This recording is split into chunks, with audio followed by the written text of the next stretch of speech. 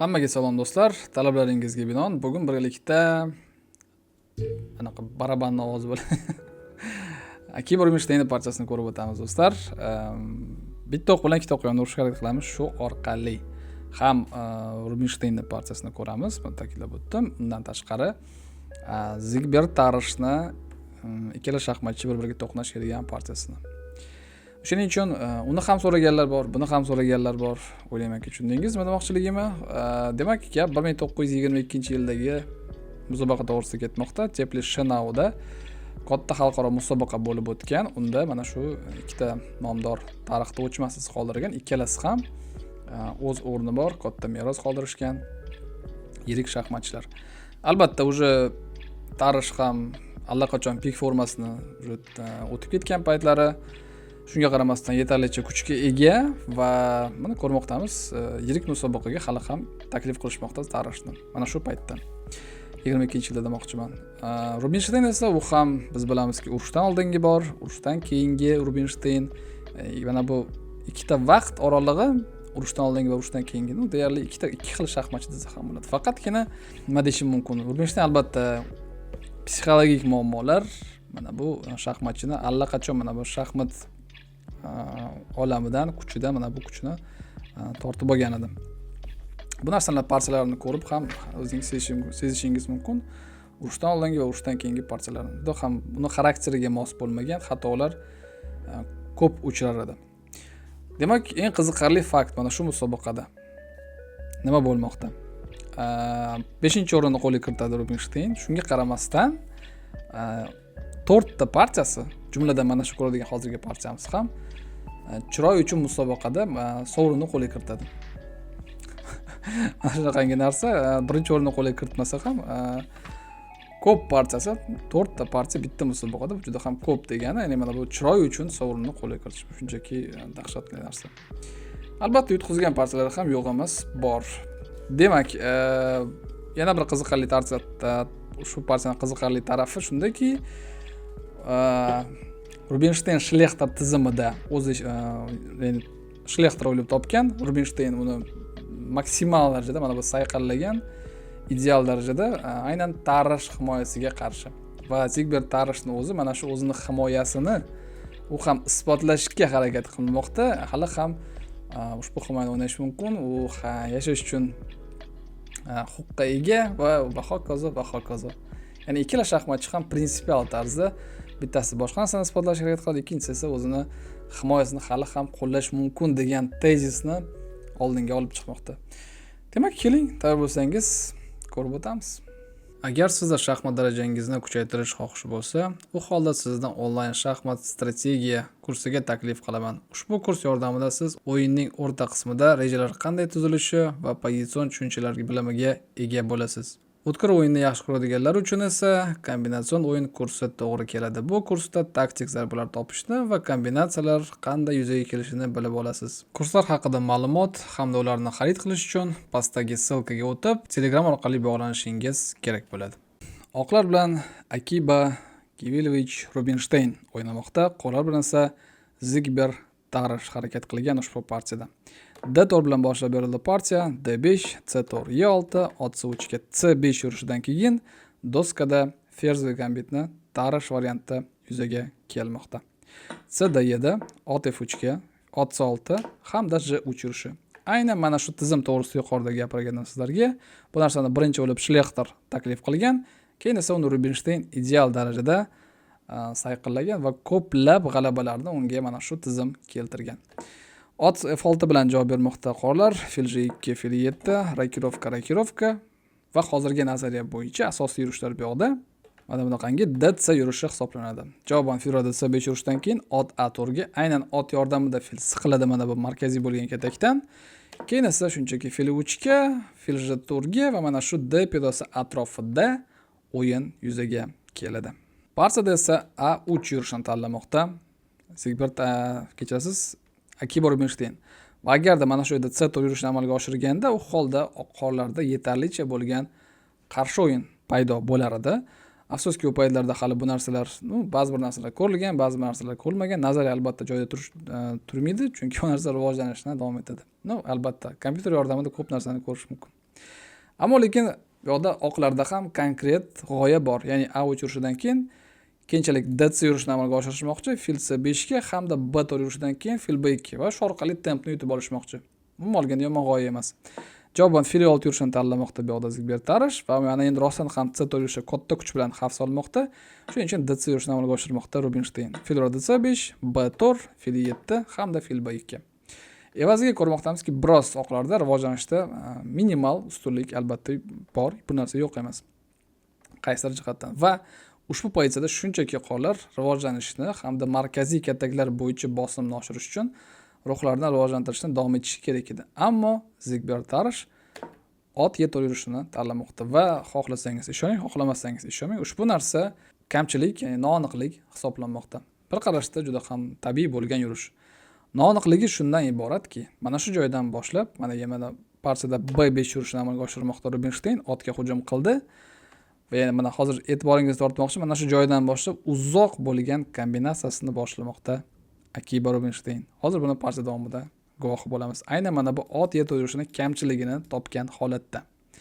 Ot qochmoqda A5 katagiga. Endi ot ko'rmoqdamizki, variantlar davomida C4 katagiga kelishi mumkin, lekin u kelgungacha ham albatta oqlar tomosha qilib turishmaydi va agar kelmaydigan bo'lsa, u holda ot doskani chekkasida shubhasiz bu narsani ham Tarish ta'kidlagan. Do'skan chekkasidagi ot bu juda ham sharmandalik degan narsadagi gapi bor. Buni aforizmlardan bittasi.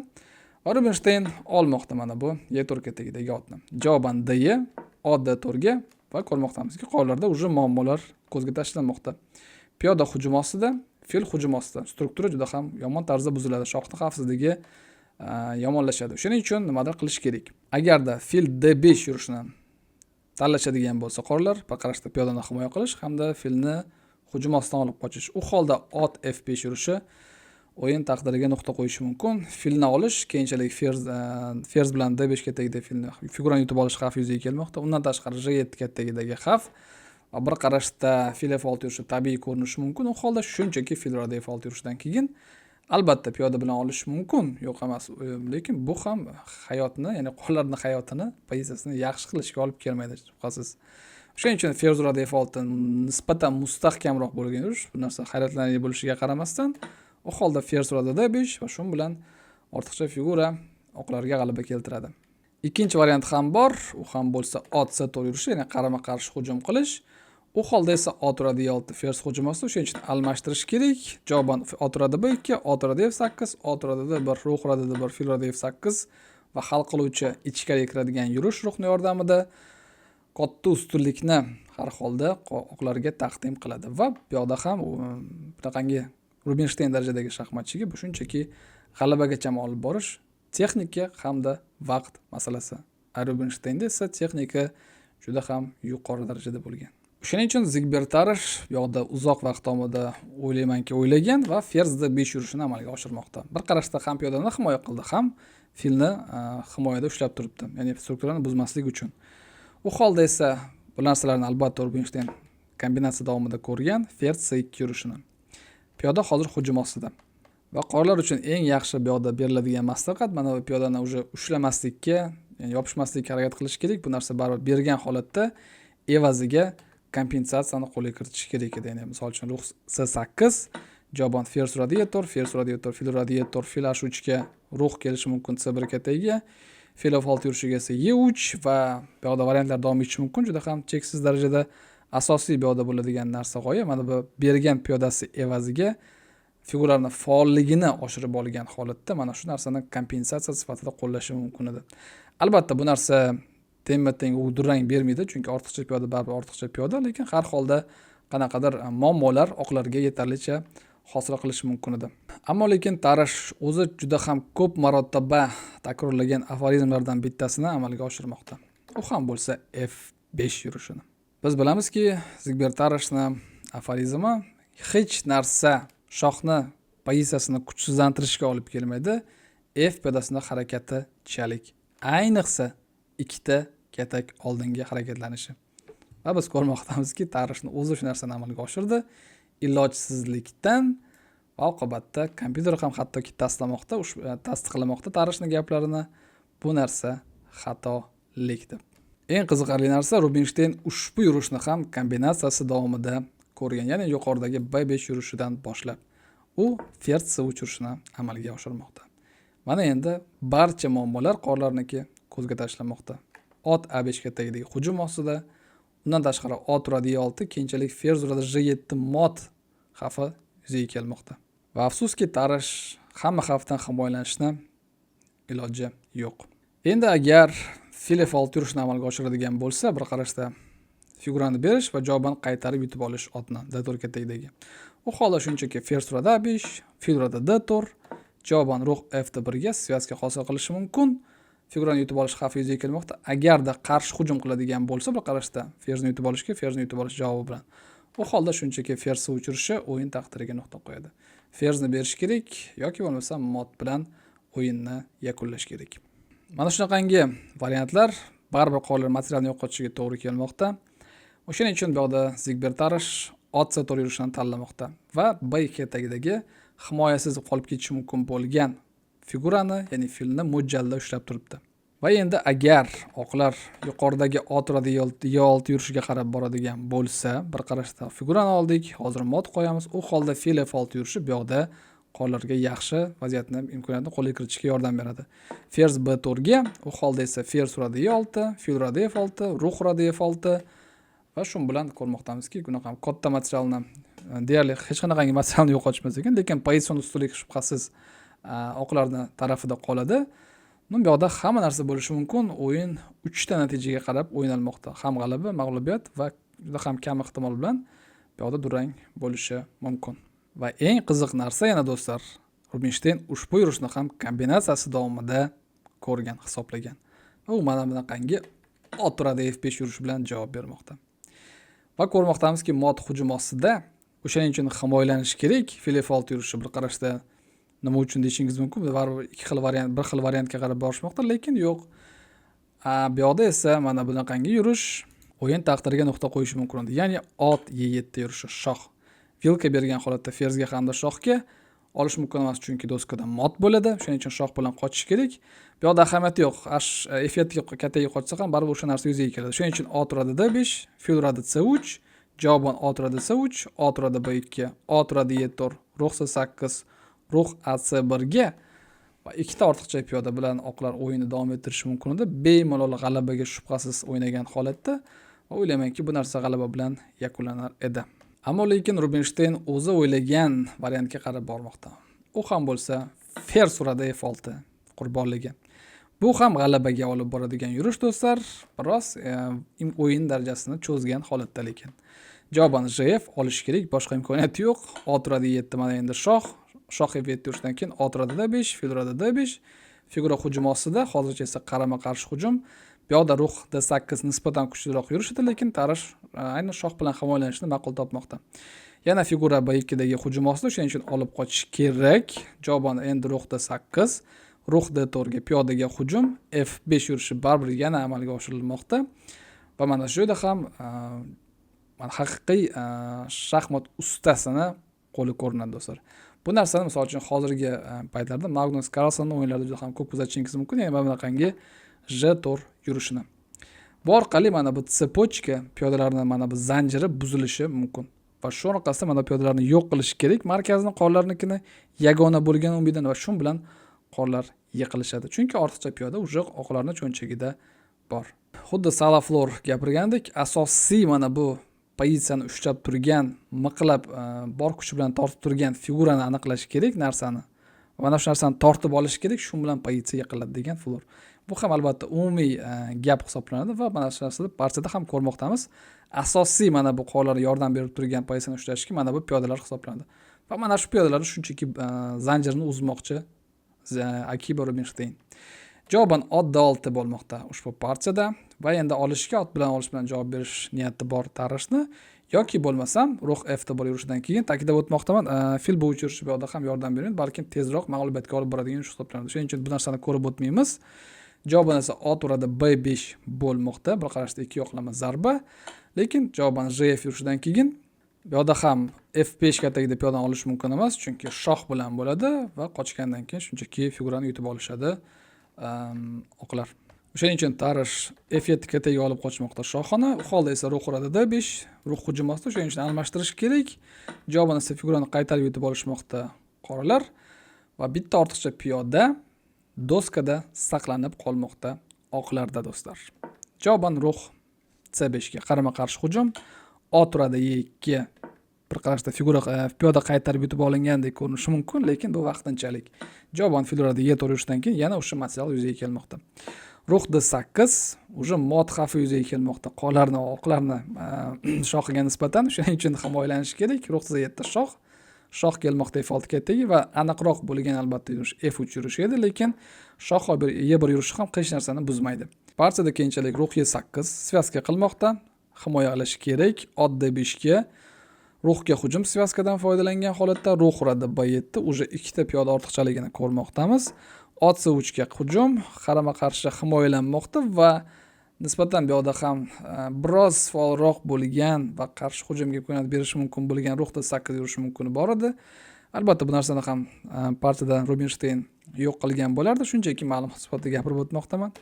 Ot D5 partiyada yuzaga kelmoqda, yana hujum qilmoqda. Yana svyaskadan foydalangan holatda ruh A4 ga yana bir aniq yurish.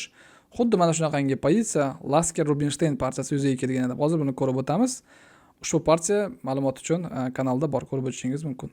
Ruh E7, shoh F2, ot B6 hujum hamda ruh A5 yurishidan keyin ruh C7 bo'lmoqda. Shoh G3 ga ot D7 Tarash bor kuchi bilan pozitsiyani ushlab qolishga harakat qilmoqda.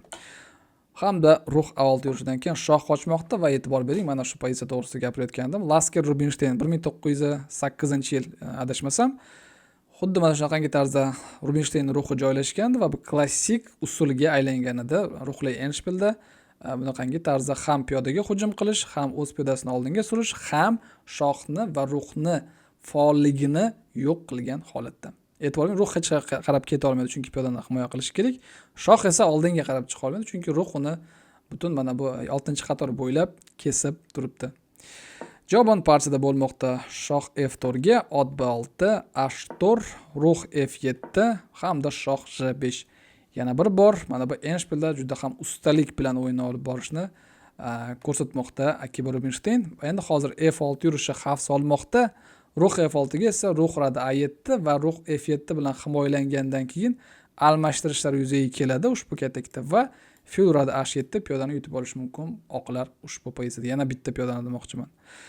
Shuning uchun javoban H6 bilan javob bermoqda Zigbert Tarash so'nggi nafaslari bilan himoyalashga harakat qilmoqda. Shoh F4 ga shoh F8, A4 yurishidan keyin A5 xavf solmoqda va H6 katakda endi piyoda hujum ostida qolishi mumkin. Ruh C7 hozircha A5 otni olib qochish kerak va bu yerda ham bemalol piyodani olsa bo'lardi Rubinstein, lekin Rubinstein shunaqa shaxmatchi bo'lganki, biroz kech qolsa qolgan, lekin hech qachon shoshilmaydigan shaxmatchi bo'lgan.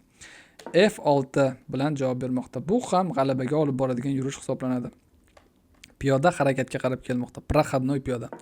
Ruh D7 hozircha ruh C6, yana bir aniq yurish, otga hujum qilgan holatda va A piyodasini bermoqda, lekin nima uchun deyishingiz mumkin. Ot uradi A5 yurishidan keyin ruh C8 yurishi. Javoban shoh F7 bo'ldi. Piyodani himoyalamoqda Akiba Rubinstein va hozir fil uradi, fil D5 ga shoh va F7 F8 yurishi ketma-ket tempovoy xavf solmoqda. Ruhni yoki berish kerak bo'ladi, yoki bo'lmasa ferzni chiqishiga imkoniyat berish kerak bo'ladi. Tarash o'ylab oxir-oqibat ot B7 yurishini tanlamoqda. Bilmadim qanaqangi maqsadda. Va javoban fil F5 yurishidan keyin va nihoyat o'z mag'lubiyatini 53-yurishga kelganda tan olmoqda. Muammo shundaki, hozir ruhni biron bir katakka qochadigan joy yo'q. 7-qator bo'ylab.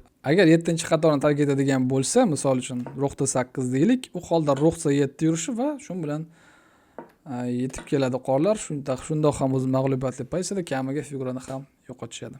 O'shaning uchun germaniyalik shaxmat o'qituvchisi, pretseptor Germaniya deyishardi uni. Hech xohlamagan bo'lsa ham mana shunaqangi og'ir pozitsiyada mag'lubiyatini tan olishga majbur bo'lmoqda. Juda ham prinsipial partiya. Zigbert Tarash hayotini oxirigacha mana shu himoyasini o'ynab kelgan va har doim isbotlashga harakat qilgan ushbu Tarash himoyasi bemalol o'ynash mumkin bo'lgan himoyalardan bittasi hisoblanadi. Rostdan ham hozir mana bu vaqt o'tgan sari qanaqadir davrga keldi, yo'q ushbu himoya chidamli emas, yana qanaqadir davrga keldi, yo'q ushbu himoyani o'ynasa bo'ladi. Ya'ni nazariya rivojlangani sari bir o'ynasa bo'ladi, bir o'ynasa bo'lmaydi, bir o'ynasa mana shunaqangi tarzda Tarixni himoyasi, Tarix himoyasi reputatsiyasi har doim har xil bo'lgan. Hozirgi paytda ham misol uchun ushbu himoyani o'ynash mumkin, bemalol. Bu narsa juda ham korrektni hisoblanadi va har doim pozitsiya bahosi zamonaviy kompyuter kelgandan keyin har safar o'zgarmoqda. Mana shunaqangi partiya do'stlar bugun ko'rib o'tganmiz. O'ylaymanki sizlarga ma'qul bo'ldi va yana bir ikki xohishingizni bajardim deb o'ylayman. Ham Rubinstein partiyasi ham ikkala shaxmatchi o'rtasida bo'lib o'tgan to'qnashuv. Men sizlar bilan xayrlashaman. Kelasi videoda ko'rishguncha deb qolaman. Xayr, salomat bo'linglar.